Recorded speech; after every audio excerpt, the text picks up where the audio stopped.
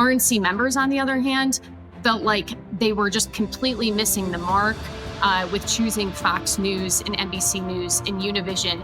Average Americans, let's call them, want to see Tucker Carlson and Elon Musk moderating the debate, and Vivek hit the nail on the head. Think about who's moderating this debate. This should be Tucker Carlson, Joe Rogan, and Elon Musk. We'd have 10 times the viewership, asking questions that GOP primary voters actually care about and bringing more people into our party. All right, folks, welcome to the Sean Spicer Show. We're over the hump, but make no mistake about it, whether it's what's going on the Hill or the court cases or so much, or debate night tonight, CNN, the first unsanctioned RNC debate that's being hosted by CNN and moderated by a former Democratic staffer, Jake Tapper, who worked for Chelsea Clinton's mother-in-law when she was a member of Congress and handgun control, is going to moderate this debate of Republicans. Good job.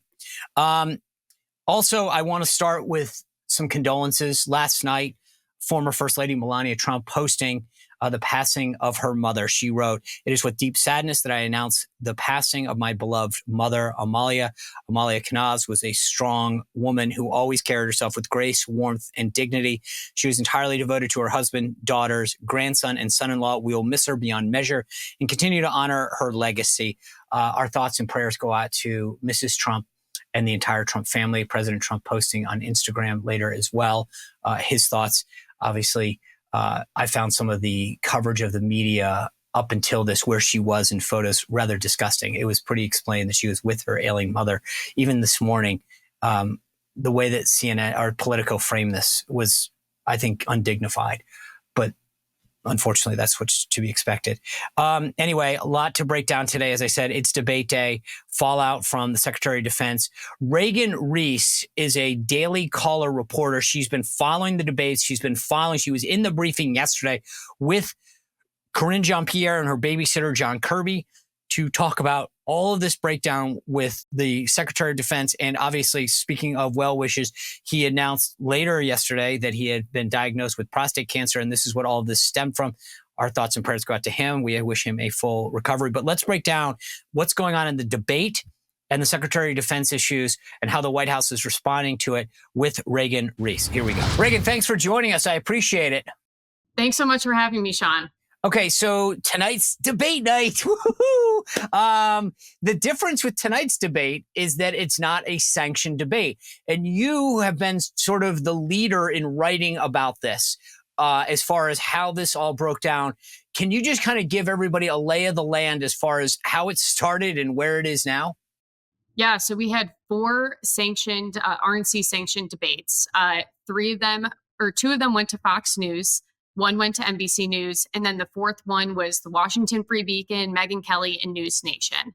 The first 3 debates went to establishment media, and David Bossie, who's kind of overseeing this whole process at the RNC, promised in 2022 with an interview with Vince Coglianese that these debates were going to raise conservative media up. We were going to see smaller outlets such as the National Review, the Daily Wire.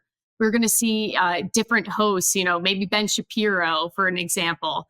And instead, that's not what we saw. Yeah, I mean, look, just so the audience, this is what you wrote. Bossie told Daily Caller editorial director Vince Coglianese in 2002 that the RNC wanted to give debates to outlets like the Daily Wire or Breitbart, with firebrands such as Mark Levin and Dan Bongino appearing as moderators. That's what you wrote in your article. And clearly, that hasn't happened. Yeah. And the second debate, where this all started to unravel and come to the light was when there was a lot of backlash to the decision to have Univision kind of partner with Fox. You think? I mean, you might as well have just said to the DNC, hey, would you guys like a few questions? Because that one to me, so when you report, let's just stop and focus on that for a second. In your reporting, when you talk to members of the campaign, the RNC members, the 168 members that make up the RNC, even the debate committee, and maybe we take those in different boxes. But what was the rationale and the feedback that you got when you said, okay, explain Univision? They wanted to bring in, I think that was their idea of bringing in maybe someone who isn't so establishment media to kind of reach that Hispanic vote that we see, Joe Biden is kind of losing a little bit? Can we pull from that Hispanic vote and give it to Republicans? But instead, we saw the Univision moderator, asking Mike Pence about LGBTQ discrimination and Ron DeSantis about his so-called racist history curriculum. And so they really didn't have an explanation for that. And I said this at the time, Reagan, the thing that I found fascinating is I understand maybe if this is a general election, but if you think about the primary voters and caucus goers, there's not a huge Hispanic population in New Hampshire and in Iowa and South Carolina that you're trying to draw into.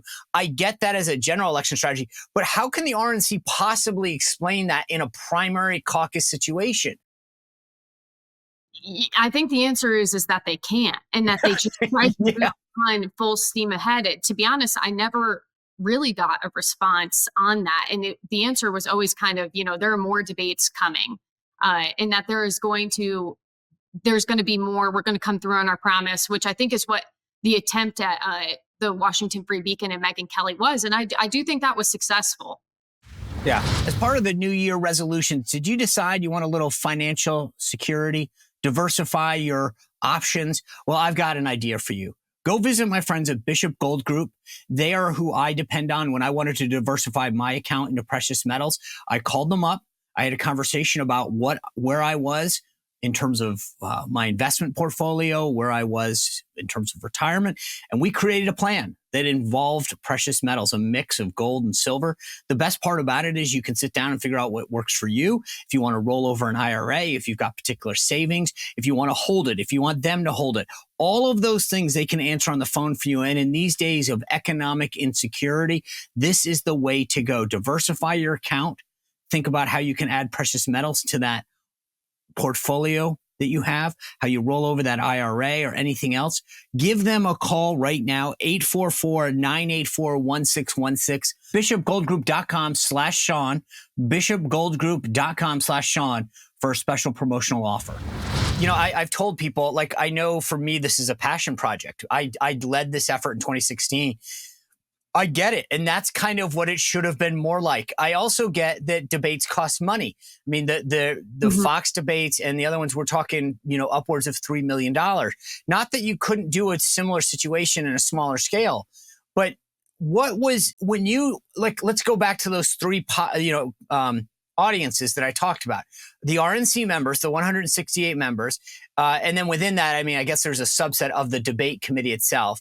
Then you've got the candidates. What is the feedback that you were getting in terms of how the structure was working or not? The candidates were frustrated. I think Why? all of the candidates criticized the process except for Nikki Haley very little. They were frustrated that they couldn't go on and choose to debate each other on different platforms. Vivek and Christie tried to do something off to the side with Fox News, weren't allowed to do that. There was a big problem with, were they going to be able to do the Thanksgiving Family Forum in Iowa? And so I think the candidates felt constrained by the RNC in what programs they were able to participate in. RNC members, on the other hand, felt like they were just completely missing the mark with choosing Fox News and NBC News and Univision. These average Americans, let's call them, want to see Tucker Carlson and Elon Musk moderating the debate. And Vivek hit the nail on the head when he talked about that. I heard from quite a few RNC members who loved Vivek's statements where he said at the third debate, he kind of called out Ronna McDaniel. Well, can I just, if you pause for a second, let me just play this for the audience right now. This is what you're talking about. Here we go. We've become a party of losers at the end of the day. It was a cancer in the Republican establishment. Let's speak the truth. Since Ronna McDaniel took over as chairwoman of the RNC in 2017, we have lost 2018, 2020, 2022, no red wave that never came. We got trounced last night in 2023. And I think that we have to have accountability in our party. For that matter, Ron, if you want to come on stage tonight, you want to look the GOP voters in the eye and tell them you resign, I will yield my time to you. And frankly, look, the people there are cheering for losing in the Republican Party. Think about who's moderating this debate. This should be Tucker Carlson, Joe Rogan, and Elon Musk. We'd have 10 times the viewership, asking questions that GOP primary voters actually care about and bringing more people into our party. You think the Democrats, and we've got Kristen Welker here, do you think the Democrats would actually hire Greg Gutfeld to host a Democratic debate? They wouldn't do it. And so the fact of the matter is, I mean, Kristen, I'm going to use this time because this is actually about you in the media and the corrupt media establishment. Ask you, the Trump-Russia collusion hoax that you pushed on this network for years, was that real or was that Hillary Clinton made up disinformation? Answer the question. Go. Mr. Roberts. This is how we get our country back. We need accountability. Okay, so that was Vivek calling out Kristen Welker, who's literally sitting 10 feet from the guy saying, you're part of the problem, which she is. Yeah. And he's calling out and saying, Ronna McDaniel, come on stage if you want to resign. Yeah. And then I think a couple days later, we got the story on this. He launched fireronna.com and started a petition to try to get Ronna to resign because he has a point. What average Republican voter is waking up in the morning, having their morning coffee and watching NBC News and CNN? They're not. No. I mean, like every morning, I admit to people, Reagan, that my media diet is very wide, right? For a variety of reasons. I love the Daily Caller. I'll read the Daily Wire stuff or watch some of the hosts there.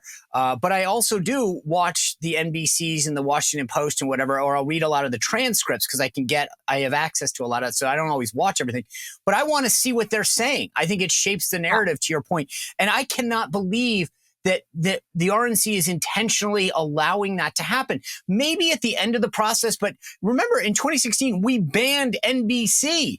We just said no. And yes, they were upset. Even some of the candidates gave us some blowback. But at the end of the day, the job of the party is to do what's best for the party, the candidates and the voters, not what's best for NBC, its ratings and hosts. Yeah. And I think that is one of the reasons that they chose NBC and Fox News, what you have to say about the ratings and the hosts and the eyes and the viewership. You know, they're prioritizing how many eyes this is going to reach over maybe taking this forum to a gymnasium in Wisconsin or Iowa and doing something that actually connects with Republican voters. I think that's something that these RNC members who are critical of these debates would want to see, something that represents the Republican Party and the average American more as a whole. So, you know, it's funny that you bring that up is one of the points that I made back in 2015. And I wrote about this in my book that one of my biggest, my sort of perfect dream, and I went down to Liberty University and we did site visits, was to find a venue. You point out like a gymnasium. We wanted to find someone that would host us and we would put up X number of podiums and say, okay, folks, debate. And then we would make it an open stream, meaning that if C-SPAN wanted to carry it and the Daily Caller stream it, the Daily Wire, the Blaze, whatever, everybody could do it. And we would maybe think of different moderators from the aforementioned publications, but you keep the cost low. It may not be as glitzy as everything else, but I think that Hillsdale or Liberty would have welcomed a debate and said, hey, we will handle the logistics.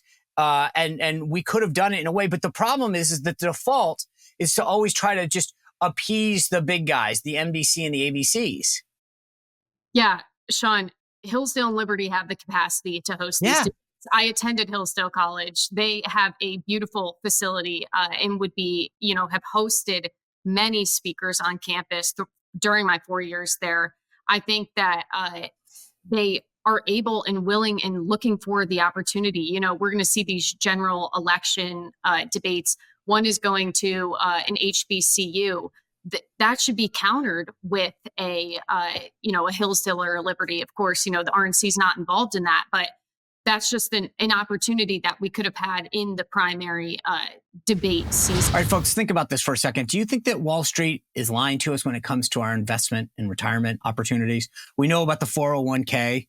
We know about IRAs, but there are other options available to us that offer a lot more stability, allow us to ride those ups and downs in the market, to know that we're protected.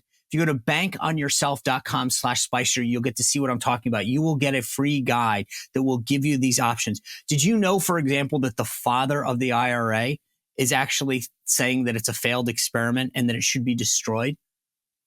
That's interesting, isn't it? You can have tax-free retirement that you'll know what your tax rate will be in the future. You will be in control. You could take out money at any time and not without penalty, which you can't with an IRA or a 401k. You'd have built-in inflation protection. Your money is guaranteed to grow by a larger dollar amount every single year, both in terms of the good years and in the bad years. So if you want guaranteed, predictable annual growth in your retirement account, then go to bankonyourself.com/Spicer and you will get a free report with proven retirement alternatives that banks and Wall Street don't want you to know and that they desperately hope that you never hear about. So go to bankonyourself.com/Spicer for your free report. That's bankonyourself.com/Spicer.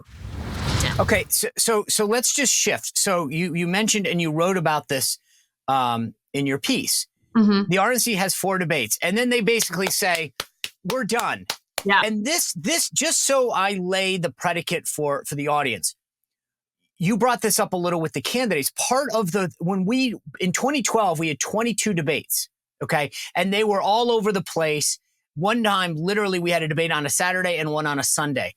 And what people need to understand is that in a campaign, the 2 most valuable assets that you have are time and money. And debates are sucks of both. Mm-hmm. They take time, they take money, they take you to wherever. If the debate is in Nebraska, you can't be in Iowa or New Hampshire. You have to go to Nebraska. You have to go wherever. And the networks don't care. They want to have it where they're going to do best. They're going to maybe have a station or a property that they can host it. They don't care that you would rather be in Iowa. My point is that when the networks control the process, the candidates don't get to control their schedule. They have to go there. So tonight, yes, it's going to be in Iowa and CNN's going to host it. But the candidates had to, that was the choice. CNN jumped in the second that the RNC said, we're out of the business, and said, we're going to do one in Iowa, we're going to do one in New Hampshire. What was the reaction to the sources that you've talked about when it comes to how the process works now that it went from the RNC controlling it to Katie bar the door, here comes CNN? One thing I think is important to note is that CNN made their announcement before the RNC officially decided. Yes. I love that. It was sort of like, like they literally treated them. That was so disrespectful. It was, and I get why they did it. They were like, hey, no one's going to want to have us, so we'll just jump the gun. And the RNC sat there and let it happen. Yeah, the RNC tells me they didn't talk to CNN, that CNN made the announcement independently of themselves. I asked CNN, you noted that RNC is expected to make this announcement. Did you talk to them? They just point me back. They're expected to make this announcement. They don't give me it's so disrespectful. The idea that they were like, we think you're probably going to, it's like literally like, I heard you're going to break up, so I asked the girl to the dance. Right. It was so like, it's kicking dirt in their face. But here we go now. And Nikki Haley and DeSantis qualified under the 10% CNN standard. Mm-hmm. So Vivek can't go, right? He's doing his own thing with Tim Pool on Timcast. Trump's doing the Fox town hall earlier tonight. But here we go. And it seems like the candidates now are subject to everything that CNN wants. And the party is out. I don't think, my guess is that the party's no one from the RNC is going to be attending this. But they have no say, nothing, zero, nada.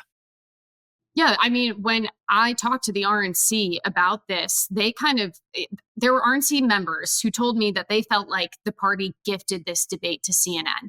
And the RNC said, no, we're not involved in this whatsoever. We didn't talk to CNN. It's kind of on the candidates if they decide to enable CNN. And but they put the candidates in a horrible position. And first of all, to your point in your reporting, the RNC sent the back signal up and said, we're getting out of the debate business. It's not official yet. Wink, nod. We'll tell you in a few days. And then CNN said, okay, wink, nod. We'll just announce too.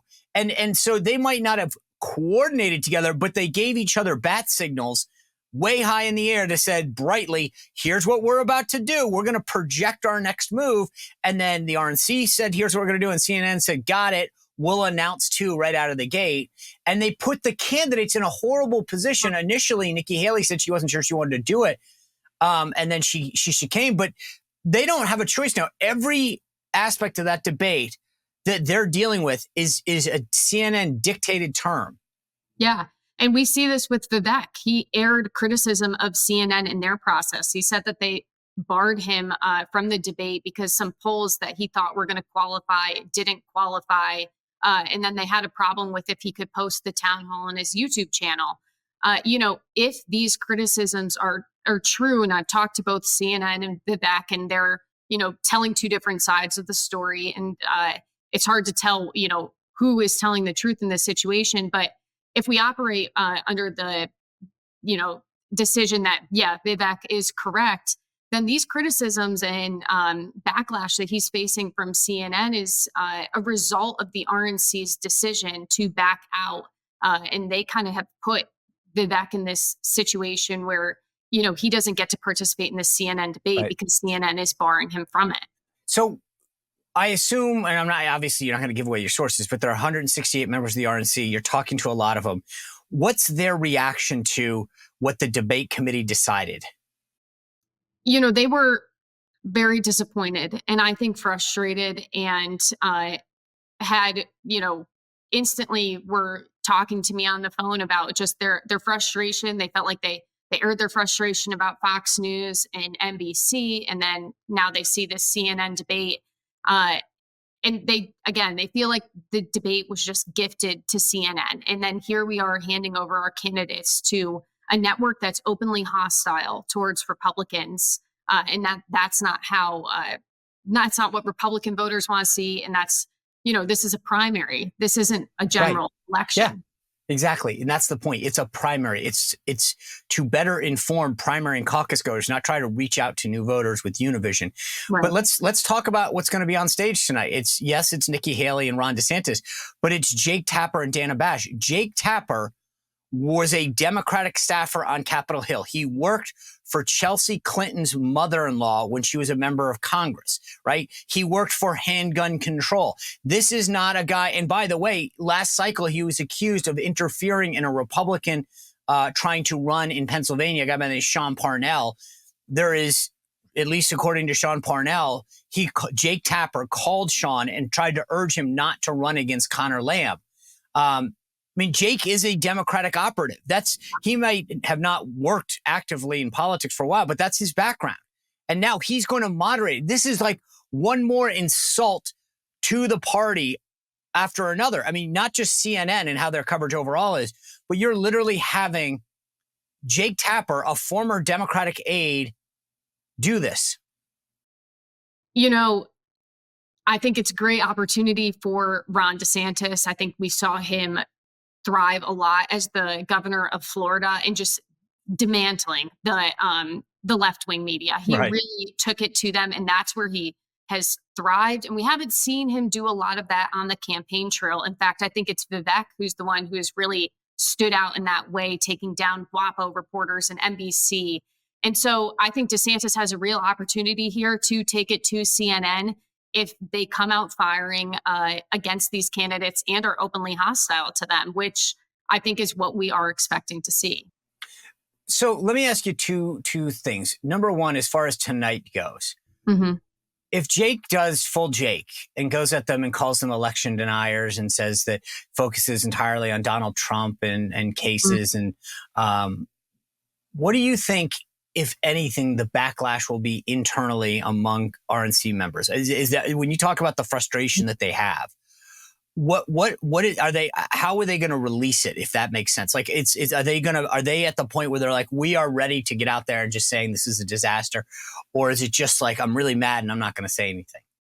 Oh, I think they're going to be openly critical.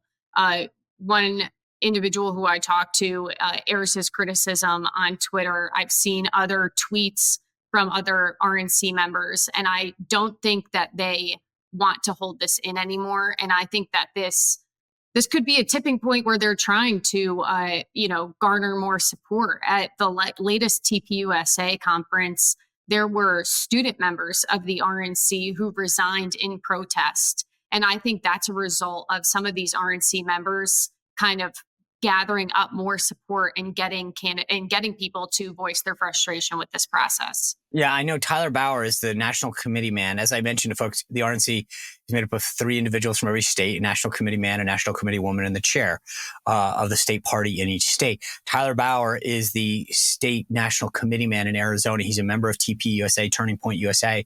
He's been very vocal. And ahead of the next RNC meeting, he's going to gather a bunch of these students to talk about their frustrations in leading up to that next meeting. And I think that rightly so. I mean, these guys were promised that they were going to come in, control the debates, as you point out, make sure there were conservative moderators. And we went from that to Jake Tapper, a former Democratic staffer. Yeah. One thing I have to wonder is if these RNC members, if there's going to be a call to kind of get Tucker Carlson, Elon Musk, Newsmax, maybe to put together a debate. That's something I've heard from members that they would love if those guys stepped up. Now the candidates are free to participate in whatever they want. We've heard Newsmax express interest. Tucker Carlson has also expressed interest in doing such. I'm yet to see any moves that this is going to be something that's going to happen. I mean, if Tucker wanted to do it, right, kind of like CNN announced, I think if Tucker said, I'm holding a debate tomorrow night, everybody would be there. I mean, it's hands down. I think, frankly, not just him, but I think if Glenn Beck did it, there's a whole host, Dan Bongino. I mean, if they said we're hosting a debate tomorrow night, a forum where we're going to let these 3 or 4 candidates go at it, they do it. You mentioned Dave Bossie, who leads this committee within the RNC. He's the national committee man from Maryland. He's also the head of Citizens United. He led the committee, the debate committee. And then Ronna McDaniel's obviously the chair. Where does the frustration go between the two of them? Is it directed at one more than another or equal?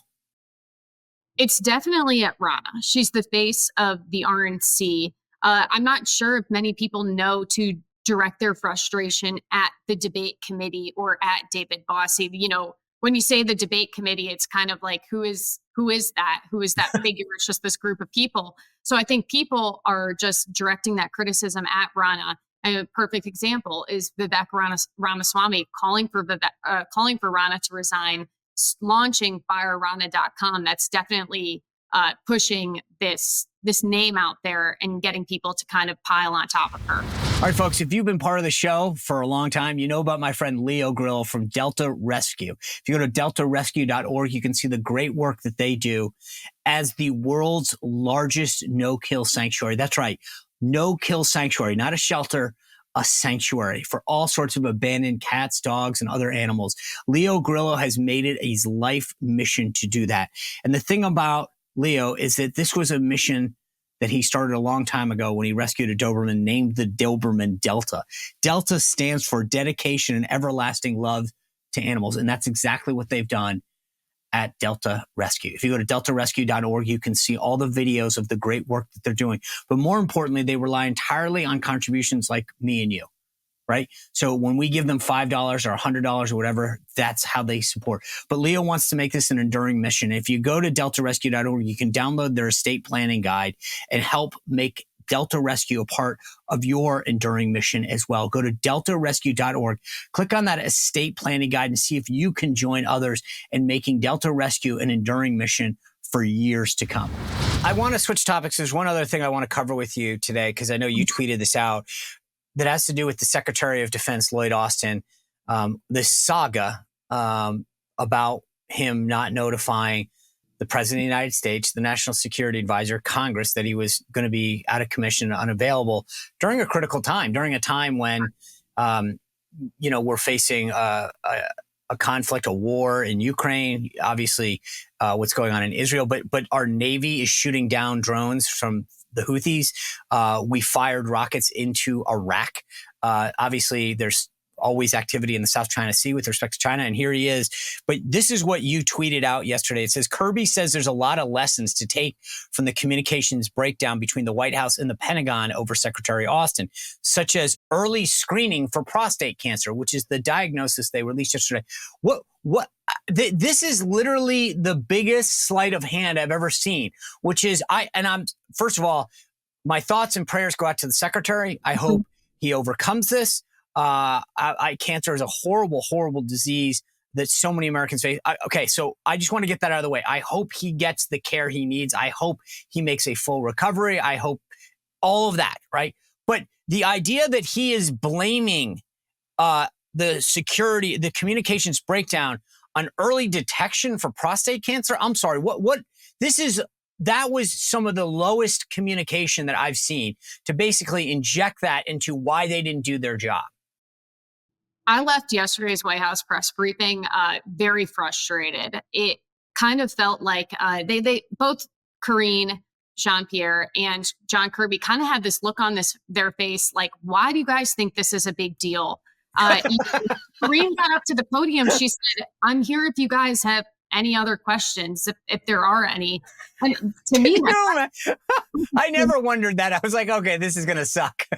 Yeah.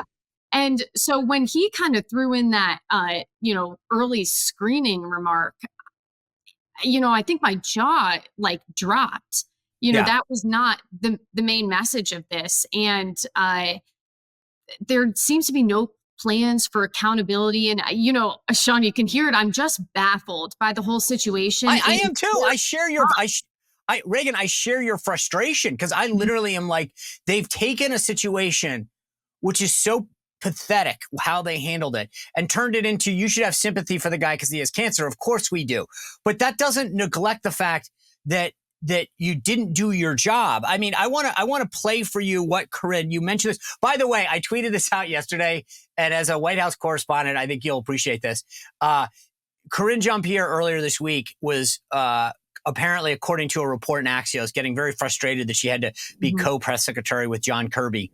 And I thought to myself, for the first time, she's like, hey, John, why don't you go, Admiral? You can brief today, because that's his wheelhouse. And now he has to explain it. He had been by the Pentagon spokesman. This is something that he can't weasel out of. He knows the protocol there, the chain of command there, the roles and responsibilities, the procedures. There's no escaping this for John Kirby. I remember when I was at the White House podium the first or second day, I had been the spokesman for the U.S. trade representative in the Bush administration. One of the first questions I got was on TPP, that trade deal that Obama had taken to fruition. And I'm thinking, like, I can't weasel out of this. Everybody knows that I used to be the trade spokesman. So John Kirby, he couldn't get out of this. But let me play what Corinne talks about here that added to the frustration. How did the president not know until this morning that it was cancer? How did 5 days go without knowing the diagnosis? That is something that we're trying to find. Answer. No, I hear you, but that is something that we are going to get a sense of this process, right? That's why they're going to do a review. That's why the Pentagon's going to do a review.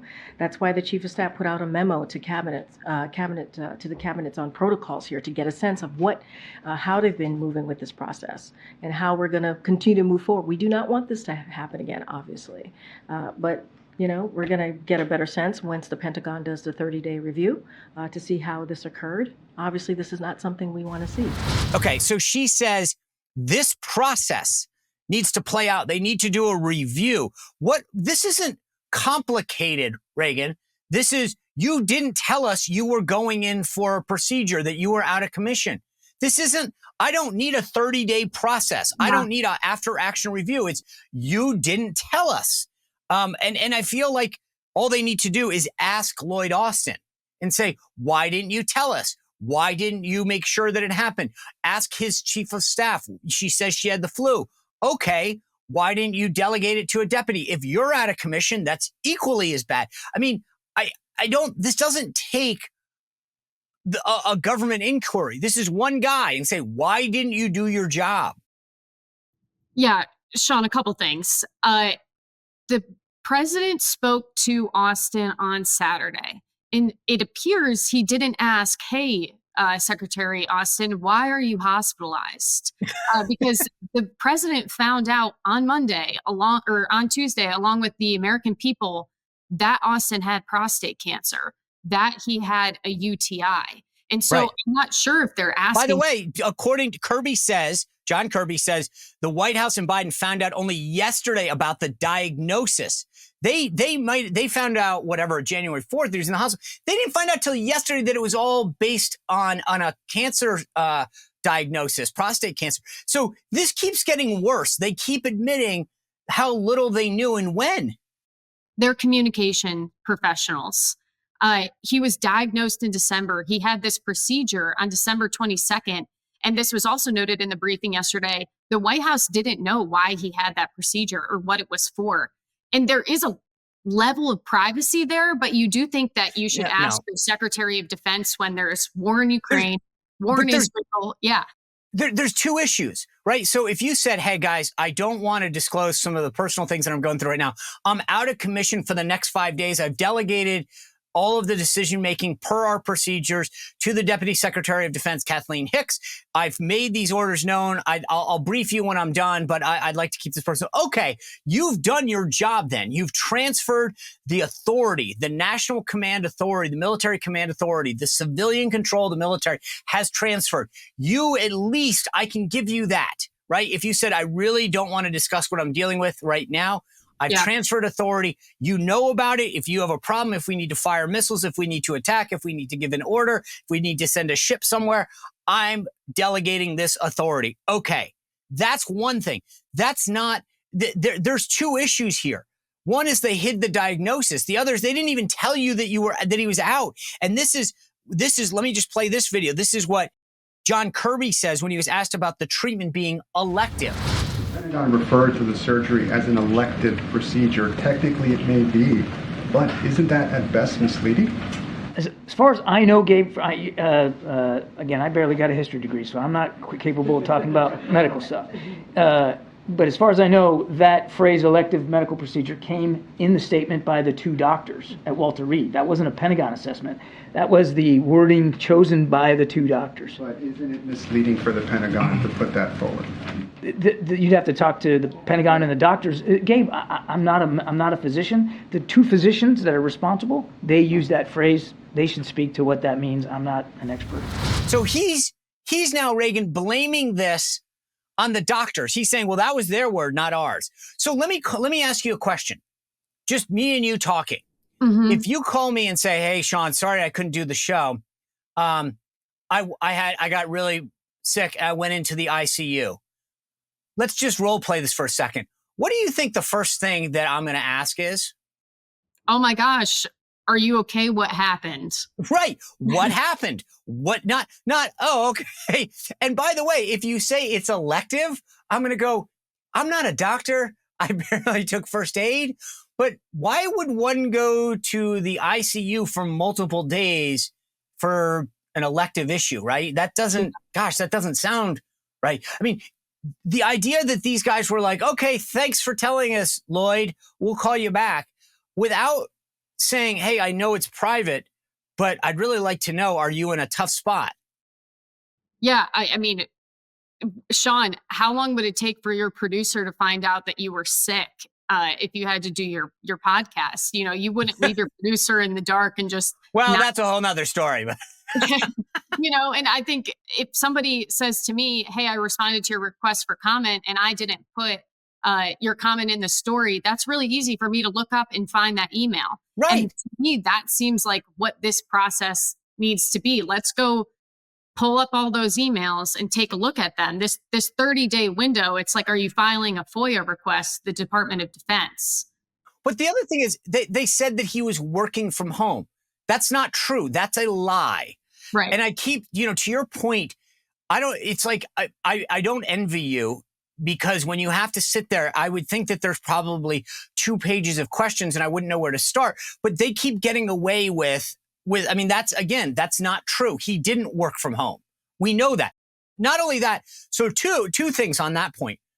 One, he clearly wasn't working from home. He was in the hospital. Mm-hmm. So that's not true.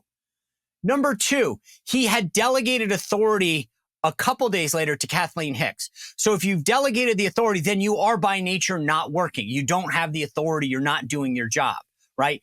And then number 3, which is a little less pointed, is if you're in a hospital room and you're the Secretary of Defense, where a lot of those briefings are classified, ship movements, troop movements, artillery, weapon systems, you can't just sit in a bed and go, hold on, give me some more oxygen and I'm going to make a decision. Like that, they're not being honest about how this is really going down.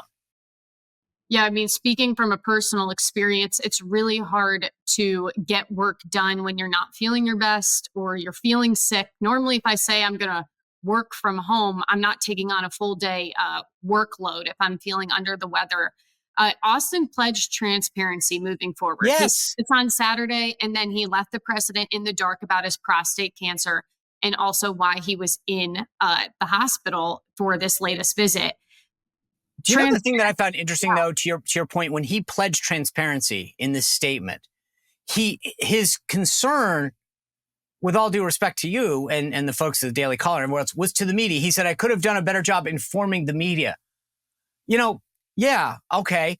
But I actually, as an American, care more that you inform the president of the United States. Like, the media is not going to authorize a strike or send the 6th Fleet or the 7th Fleet forward, right? That's not going to happen. So I get that he's trying to placate some of the folks in the media, but he did a disservice to his boss, the president of the United States, and to the entire military. And the idea that he's pledging to be more transparent and he's sorry to the media, to me, is a further exacerbation of how bad this is. Yeah, it speaks also to the Biden administration's relationship with their friends in the media. There was a story today in Politico that the White House reportedly learned that the Pentagon had no plans to alert the public and that the White House had to push the Pentagon to issue a statement. Maybe that's the White House trying to save face. I'm not really sure, but that is really interesting that the Pentagon had no plans to announce to anybody. And the White House ended up having to be the one to say, okay, we might need to let the American people know or let the media know. The last thing I want to just touch on you is interesting. There's a question that Peter Doocy of Fox brought up to John Kirby. And he says, okay, well, if you guys are handling a situation like this with the Secretary of Defense, how can we be confident if there was an issue with President Biden that you would be transparent and forthcoming? And Kirby was very dismissive. Oh, come on, Peter. Well, I think it's a very, very fair point.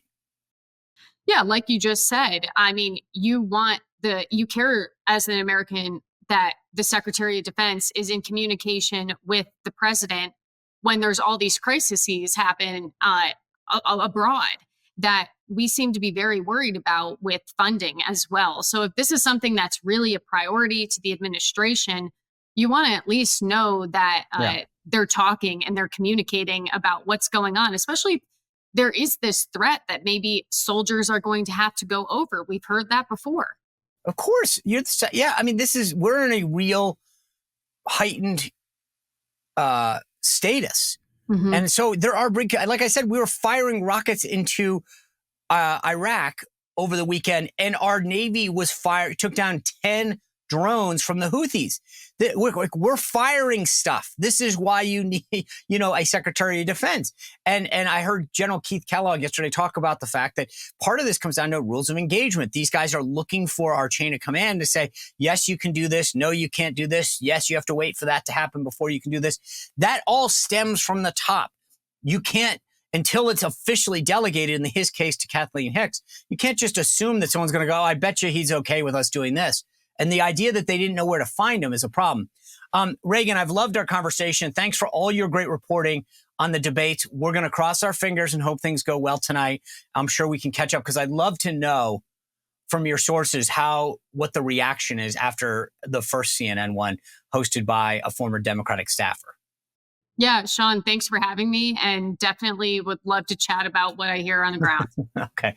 Thanks so much for being with us. Yeah. All right, folks. What a great discussion. I'm so glad she was here because to me, this is the issue right here, is to make people understand the process. This is what the whole idea of the show is, right? To explain why things matter. Getting the RNC out of the business of these debates means that CNN is going to host them with Democrats as the moderators. And then they're going to do another one in New Hampshire. And then ABC is going to do one too. This is the problem. This is what they've allowed to go on because it was easier to give up. And that's a shame.